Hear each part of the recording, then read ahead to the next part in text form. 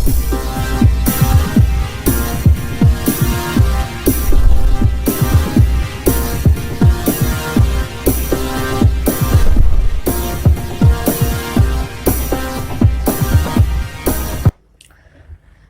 दोस्तों, सक्सेस मंत्रा क्लास में आपका फिर से स्वागत है। और आज हम आप लोगों के सामने एक नया टॉपिक लेके आए हैं। वो इतिहास का टॉपिक है और टॉपिक का नाम है जैन धर्म। जैन धर्म बहुत ही इंपॉर्टेंट टॉपिक है और यह प्रत्येक एग्जाम में इसका कोई ना कोई क्वेश्चन नीचे पूछ जाते हैं। अब इस वीडियो को देखने से पहले आप लोग इसको सब्सक्राइब कर लीजिएगा इस चैनल को, और अधिक से अधिक क्या है तो इसको शेयर करिएगा। अब आइए हम देखते हैं जैन धर्म के बारे में। देखिए, जैन धर्म में अभी तक 24 तीर्थंकर हुए हैं। इनके जो प्रथम तीर्थंकर है उनका नाम है ऋषभदेव।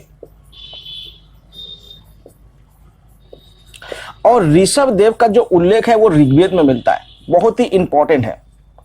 ऋषभदेव का जो उल्लेख कहां पे मिलता है? ऋग्वेद में मिलता है। तो पहले जो इनके तीर्थंकर है उनका नाम क्या है? ऋषभदेव। और एक बात आपको पहले से बता देता हूं, जो जैन धर्म है इनको नास्तिक संप्रदाय कहा जाता है। कौन सा संप्रदाय कहा जाता है? नास्तिक। नास्तिक संप्रदाय उसे कहा जाता है जो वेद यानी वैदिक ग्रंथों पर जो विश्वास नहीं करते हैं। यानी ऐसा धर्म या ऐसा संप्रदाय जो वैदिक ग्रंथों पर विश्वास नहीं करते, ऐसे संप्रदाय या धर्मों को क्या कहा जाता है? नास्तिक कहा जाता है। नास्तिक संप्रदाय कहा जाता है, ठीक है। और जैन धर्म के जो पहले तीर्थंकर वो कौन थे? ऋषभदेव। और ऋषभदेव का उल्लेख कहां पे है? आपके ऋग्वेद में मिलता है। इसके बाद देखिएगा, जैन धर्म के जो 1 से लेकर 22 तक के जो तीर्थंकर है उनका केवल साहित्यिक साक्ष्य मिलता है, लेकिन उनका कोई पुरातात्विक साक्ष्य नहीं मिलता है।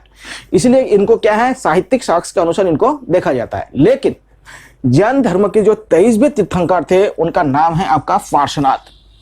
उनका क्या है, साहित्यिक साक्ष्य भी मिलता है और उनका क्या है, पुरातात्विक साक्ष्य मिलता है, जिनका नाम क्या है? 23वें तीर्थंकर कौन है? 23वें तीर्थंकर। अब ये तीर्थंकर क्या चीज होता है? देखिए, तीर्थंकर होता है जैन जो धर्म गुरु है उनको तीर्थंकर कहा जाते हैं, ठीक है। तो जैन गुरुओं को क्या कहा जाता है? तीर्थंकर। और 23वें जो तीर्थंकर है उनका नाम क्या है? पार्श्वनाथ। पार्श्वनाथ। देखिए, पार्श्वनाथ का जन्म कहां पे हुआ था? बनारस में हुआ था। कहाँ हुआ था? बनारस का एक क्षत्रिय वर्ग का कुल में हुआ था। और इन्हें ज्ञान प्राप्त हुआ था पारसनाथ पर्वत पर स्थित एक चोटी है, पारसनाथ पर्वत। जो पारसनाथ पर्वत कहाँ पे है? आपके झारखंड में है। और यहां पे एक चोटी है जिसको कहता है सम्मेख पर्वत। सम्मेख पर्वत पर क्या हुआ था? पारसनाथ को ज्ञान प्राप्त हुआ था। पारसनाथ को ज्ञान प्राप्त कहां हुआ था? झारखंड में स्थित पारसनाथ पर्वत के सम्मेक पर्वत पे इनको क्या है? ज्ञान प्राप्त हुआ था। लेकिन जो महावीर स्वामी है इनको 24वें तीर्थंकर कहा जाता है। कितनेवें तीर्थंकर कहा जाता है? 24वें तीर्थंकर। और महावीर स्वामी को जैन धर्म के वास्तविक संस्थापक कहा जाता है। वास्तविक संस्थापक यानी जैन धर्म के वास्तविक संस्थापक कौन है? महावीर स्वामी।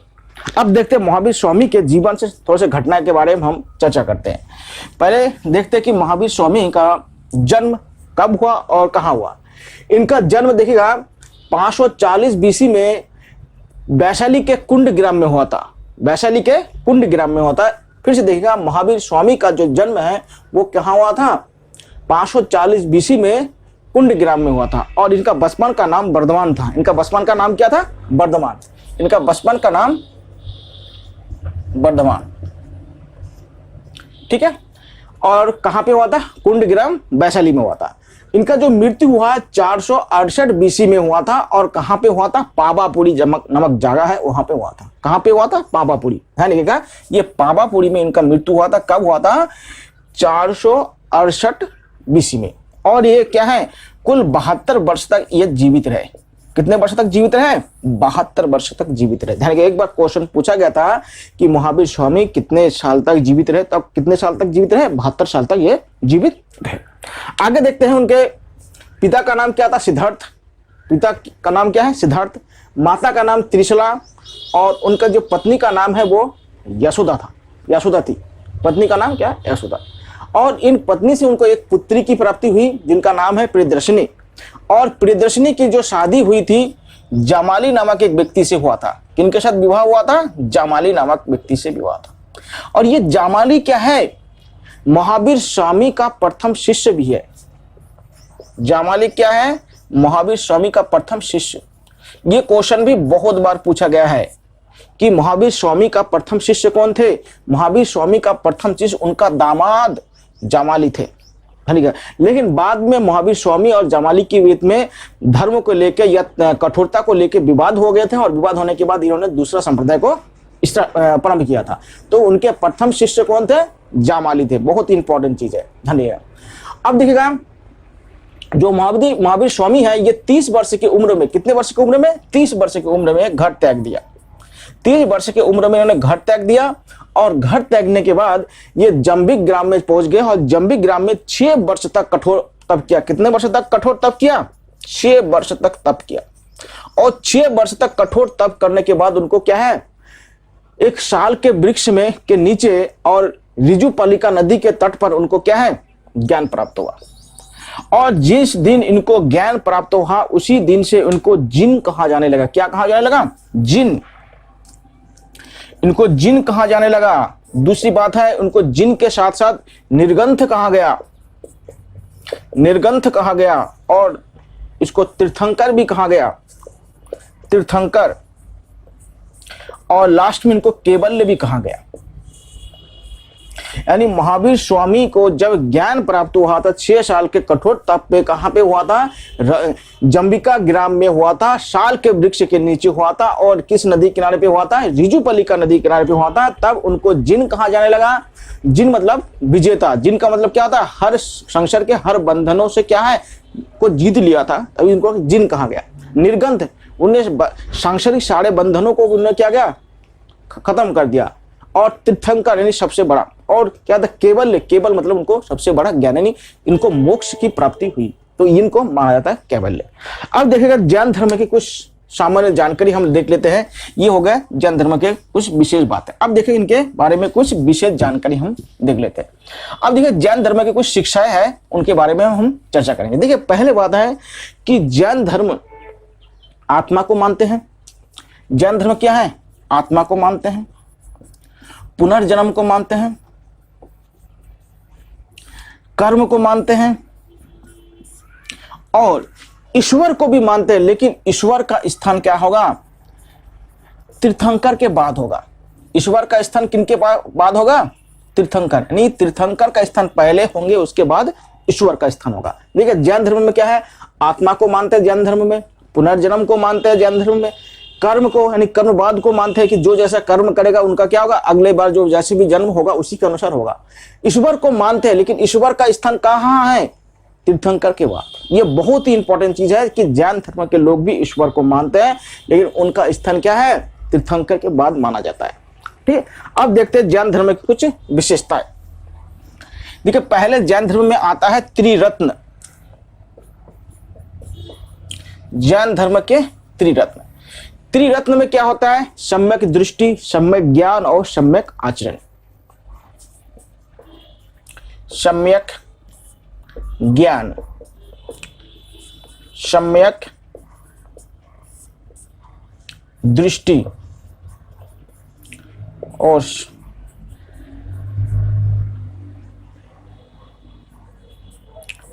सम्यक आचरण। अर्थात जैन धर्म में बताया गया कि किसी भी चीज को निर्णय करने से पहले अपने ज्ञान से अच्छे और बुरे चीजों को देखना बहुत जरूरी है। यानी क्या सही है और क्या गलत है, सही और गलत का पहचान व्यक्ति में होना चाहिए, तभी किसी कार्य को करना चाहिए। यानी क्या है, जैन धर्म में बताया गया कि कोई कार्य करने से पहले अपने ज्ञान के माध्यम से, मैंने ज्ञानेंद्रियों के माध्यम से देखना चाहिए वो कार्य सही है या गलत है। अगर सही है तो उस कार्य को करना चाहिए, अगर वो सही नहीं है तो उसको नहीं करना चाहिए। तो पहली बात उन्होंने ज्ञान की बात की, कि बिना ज्ञान के हम नहीं कह सकते कि कोई चीज सही है या गलत है। दूसरी बात बताया कि दृष्टि। देखिए, यहाँ पे दृष्टि का मतलब क्या है? देखना नहीं है। यहाँ पे दृष्टि का मतलब होता है उसका अवलोकन करना। अवलोकन मतलब है कि कोई भी कार्य या कोई भी चीज हो रहा है तो हमारा दृष्टि क्या होना, हमेशा अच्छा होना चाहिए। देखिए कोई व्यक्ति, बहुत सारे व्यक्ति ऐसे होते हैं कि कोई भी व्यक्ति कोई काम करता है उसमें त्रुटियां निकालने लग जाते हैं, लेकिन क्या होता है हर कार्य में त्रुटि निकाला नहीं जा सकता है, क्योंकि कोई व्यक्ति अगर अच्छा काम करे, समाज सेवा की काम करे या किसी व्यक्ति का सहायता करे, कोई दान दक्षिणा दे रहा है, तो इसमें केवल उसका स्वार्थ ही नहीं तो ये कोई बात नहीं हो सकता। तो उसका दृष्टि कैसे होना चाहिए, सही होना चाहिए, और वो क्या है, परोपकारी होना चाहिए। दृष्टि कैसे होना चाहिए, परोपकारी होना चाहिए। दृष्टि कैसा होना चाहिए, परोपकारी होना चाहिए। तीसरा है आचरण। आचरण मतलब व्यवहार, यानी व्यक्ति का व्यवहार कैसा होना चाहिए। देखिए व्यक्ति का व्यवहार अगर अच्छा होगा तो उनका कर्म भी अच्छा होगा। पहली बात, अगर उनका व्यवहार अच्छा होगा तो उनका कर्म भी क्या होगा, अच्छा होगा, और कर्म अच्छा होगा तो उनको क्या होगा, कैवल्य प्राप्त हो सकता है। यानी कर्म के माध्यम से उनको क्या प्राप्त होगा, कैवल्य, और कर्म के माध्यम से क्या होगा, उनको पुनर्जन्म की जो दुख है उस दुख से उनको क्या है, निजात मिल सकता है। इसलिए क्या ना, आचरण क्या होना चाहिए, अच्छे होना चाहिए, कि किसी गरीब, किसी वंचित व्यक्ति को या ऐसे किसी जानवर को, पशुओं को क्या है, सताना नहीं चाहिए। इसलिए जैन धर्म में अहिंसा पर ज्यादा बल दिया गया है। जैन धर्म में क्या है, अहिंसा पर सबसे ज्यादा बल दिया गया है। इसलिए देखिएगा अधिकतर जो जैन धार्मिक जो व्यक्ति होते हैं वो कृषि नहीं करते, क्योंकि कृषि करने से क्या होता है, जीव जंतु पर को हानि होता है। इसलिए जैन धर्म में बताया गया है जीवों से प्रेम करो, यानी जीवों से क्या करना चाहिए, प्रेम करना चाहिए। अब जीवों से जब प्रेम करेंगे तो जीवों पर अहिंसा नहीं किया जा सकता है। और जीवों, आप जानते हैं इस समय बहुत सारे ऐसे व्यक्ति है जो जीवों को हत्या करके उनसे बहुत सारे व्यापार करते हैं, तो वो क्या है, जैन धर्म के अनुसार उसको पाप माना जाता है। इसलिए क्या होता है, यह है जैन धर्म के त्रिरत्न, सम्यक ज्ञान, सम्यक दृष्टि, सम्यक आचरण। सम्यक ज्ञान, सम्यक दृष्टि, सम्यक आचरण को क्या है, जैन धर्म का त्रिरत्न कहा जाता है। ये बहुत इंपॉर्टेंट है। अब देखते हैं जैन धर्म के दूसरे सिद्धांत को। जैन धर्म ने के दूसरे सिद्धांत को कहते हैं अनेकांतवाद। अनेकांतवाद, देखिए इसको अगर छन्नी विच्छेद करेंगे तो क्या होगा, अनेक धन अंत और बाद मतलब सिद्धांत। यानी इस धरती पर ऐसा कोई वस्तु नहीं है जिसका अनेक बार अंत नहीं होता है। हर वस्तु का क्या होता है, देखिए कोई भी व्यक्ति घर बनाता है तो घर कुछ सालों के बाद क्या होता है, उसका अंत हो जाता है, फिर वही जगह पे दूसरा घर बनाना पड़ता है। कोई पेड़ उगता है तो वो पेड़ क्या होता है, कुछ सालों के बाद वो पेड़ खत्म हो जाता है, उसके जगह पे कोई नया पेड़ उगता है। कोई इंसान है तो उनका एक आयु होता है, उस आयु के बाद क्या होता है, उनका समाप्त होना निश्चित होता है। तो हर वस्तु का क्या होता है, एक अंत होता है, और हर वस्तु अंत होता है, और अंत के बाद क्या होता है, उनका फिर से पुनर्जन्म होता है। अंत के बाद क्या होता है, उनका फिर से पुनर्जन्म होता है। इसलिए जैन धर्म में बताया गया कि जो व्यक्ति या जो वस्तु है, उन हर वस्तुओं का क्या अनेक बार जन्म होता है। यानी उनको उन्होंने एक नया सिद्धांत जिसको कहते हैं अनेका अंतवाद। अनेका अंतवाद। इसके बाद उन्होंने एक नया सिद्धांत दिया, उसको कहते हैं स्वायत्तवाद।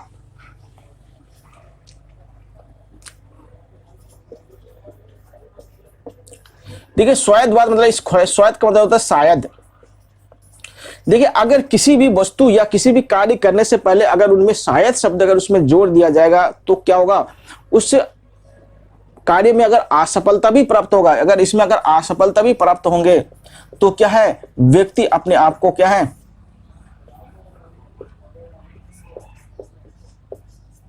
असफलता भी प्राप्त होंगे तो व्यक्ति क्या होगा, अपने आप को खत्म नहीं करेंगे, नहीं आत्महत्या नहीं करेंगे। क्योंकि देखिएगा आजकल बहुत सारे ऐसे स्टूडेंट हैं जिनको 70 से 80% मार्क्स आने के बाद भी क्या करते हैं, आत्महत्या कर लेते हैं। और क्या है, कुछ लोग क्या 40% से भी खुश रहते हैं। और इनमें अंतर क्या है, वही स्वायत्तवाद के अंतर है। क्योंकि ये क्या होता है, 40% वाले इसलिए खुश रहते हैं कि वो 40% से ही क्या है, हम काम कर लेंगे, आगे अब जी लेंगे, ये इनका उम्मीद है। लेकिन 70 से 80% वाले भी क्या है, उम्मीद नहीं कर पाता कि मैं आगे क्या होता कर पाऊंगा कुछ। क्योंकि उनके साथ वाले क्या है 90 या 95% लाए हैं, वो सोचते हैं कि इन्हीं को नौकरी मिलेगा और मैं तो जीवन में कुछ कर ही नहीं पाऊंगा। तो हर शब्द के आगे, हर कार्य के आगे अगर शायद शब्द लगा देंगे तो जीवन क्या होगा, ज्यादा सफल हो जाएगा। इसलिए क्या होता है, हर व्यक्ति को अपने कार्य के साथ क्या होता है, शायद लगाना है। देखिए जैसे बहुत से लोग, आप लोग क्या है, कंपटीशन क्लासेस की तैयारी करते हैं, अगर पेपर दे रहे तो एक ही पेपर में क्या सफल हो जाएंगे, ये बहुत ही कम लोगों का होता है। हो सकता है 3-4 बार पेपर देने पड़े। अगर एक ही पेपर में अगर असफल हो जाएगा और क्या होता है, अपने आप को समाप्त कर लेंगे, यानी आत्महत्या कर लेंगे, तो क्या होगा, आप क्या होता है, इस सिद्धांत को नहीं मान रहे।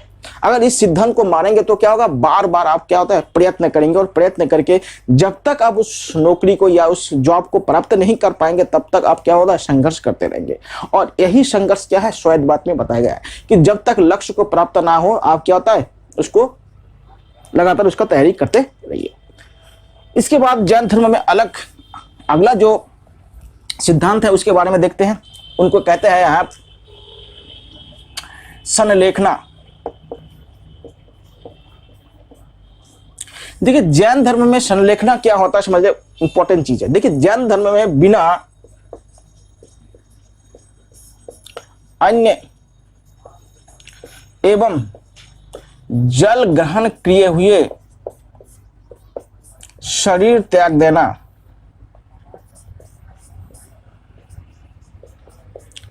को क्या कहते हैं, संलेखना कहा जाता है। बिना अन्न और जल ग्रहण किए हुए शरीर को त्याग देना को क्या कहते हैं, जैन धर्म में संलेखना कहा जाता है। और आपको मालूम होगा जो मौर्य शासक थे जिसका नाम है चंद्रगुप्त मौर्य, चंद्रगुप्त मौर्य ने भी संलेखना प्राप्त किया था। किन्होंने संलेखना प्राप्त किया था, चंद्रगुप्त मौर्य ने। कहां पे, कर्नाटक में एक स्थान है जिसका नाम है श्रावण बेलगोला। श्रावण बेलगोला में चंद्रगुप्त मौर्य ने संलेखना प्राप्त कर लिया था। ये बहुत ही इंपॉर्टेंट है, ये क्वेश्चन बहुत बार पूछा गया था कि किस मौर्य शासक ने संलेखना प्राप्त किया था, क्योंकि आप जानते हैं कि चंद्रगुप्त मौर्य क्या थे, जैन धर्म के अनुयायी थे। चंद्रगुप्त मौर्य किस धर्म के अनुयायी थे, जैन धर्म के अनुयायी थे। तो ये हो गए इनके इंपॉर्टेंट चीज। अब देखिए जैन धर्म के जितने भी ग्रंथ हैं वो क्या है, प्राकृत भाषा में लिखे हैं। जैन धर्म के ग्रंथ किस भाषा में लिखे गए हैं, प्राकृत भाषा में। जैन ग्रंथ प्राकृत भाषा में लिखा गया है। ये बहुत इंपॉर्टेंट है, बहुत बार पूछा गया है। तो जैन जो ग्रंथ है वो क्या है, प्राकृत भाषा में लिखी गई है। अब देखते हैं जैन धर्म के कुछ संगीति या सभा हुआ है उनके बारे में देख लेते हैं। देखिए जैन धर्म के पहला जो संगीति हुआ था वो पाटलिपुत्र में हुआ था। कहाँ हुआ था, पाटलिपुत्र में। और इसके जो अध्यक्ष थे वो है स्थलभद्र। स्थलभद्र इनके क्या थे, अध्यक्ष थे। जगह क्या था, स्थान हो गया आपका पाटलिपुत्र और जगह का नाम हो गया, मतलब अध्यक्ष कौन हो गया, स्थल। और इस सम्मेलन में जैन धर्म दो संप्रदायों में बट गया था। क्या था, श्वेतंबर और दिगंबर। देखिए श्वेतंबर क्या है, श्वेत वस्त्र पहनते थे। श्वेतंबर श्वेत वस्त्र पहनते थे और दिगंबर का मतलब है दिशा ही जिनका वस्त्र है। इनका मतलब क्या है, दिशा ही जिनका वस्त्र है। यानी दिगंबर जो संप्रदाय थे ये लोग कपड़े को धारण नहीं करते थे, ये क्या है, बिना कपड़े के रहते थे। और जो श्वेतंबर है वो क्या, श्वेत वस्त्र पहनते थे, श्वेत कपड़े पहनते थे। तो ये दोनों भागों में विभाजित कब हुआ था, पाटलिपुत्र में हुआ था। ठीक है। अब इसका दूसरा जो सम्मेलन हुआ था वो बल्लाभी में हुआ था। कहां पे हुआ था, बल्लाभी। बल्लाभी कहां है, गुजरात में है। इसका दूसरा सम्मेलन बल्लाभी में होता। इसका अध्यक्ष था देवाधी श्रवण। इनका क्या था, दूसरे के अध्यक्ष थे। तो पहला कहां हुआ था, पाटलिपुत्र में होता, और दूसरा कहां हुआ था, बल्लाभी में हुआ था। और इनका अध्यक्ष कहां था, देवाधी श्रवण इनके अध्यक्ष थे। ठीक है। तो इनके ये अध्यक्ष थे। और एक बात ध्यान रखिएगा, जो जैन धर्म है ये ज्यादा कठोरता पर बल देता है। ठीक है। और आप लोगों को मालूम होगा दक्षिण भारत में एक बाहुबली की मूर्ति है। इसकी मूर्ति है बाहुबली की। बाहुबली की जो मूर्ति है वो जैन धर्म से संबंधित है। किस धर्म से संबंधित है, जैन धर्म। माना जाता है कि जो प्रथम तीर्थंकर थे ऋषभदेव, उनका पुत्र क्या थे, बाहुबली थे। और इसीलिए क्या है, ऋषभदेव के किनके पुत्र थे, ये ऋषभदेव के पुत्र थे। ऋषभदेव के पुत्र। और ये बाहुबली क्या है, जैन धर्म से संबंधित है। ठीक है। तीसरी बात है कि ऋषभदेव जी का एक बहुत ही मंदिर प्रसिद्ध है जो राजस्थान में स्थित है। राजस्थान में जो दिलवारा का जैन मंदिर है वो क्या है, ऋषभदेव को समर्पित है। दिलवारा का जैन मंदिर का जैन मंदिर।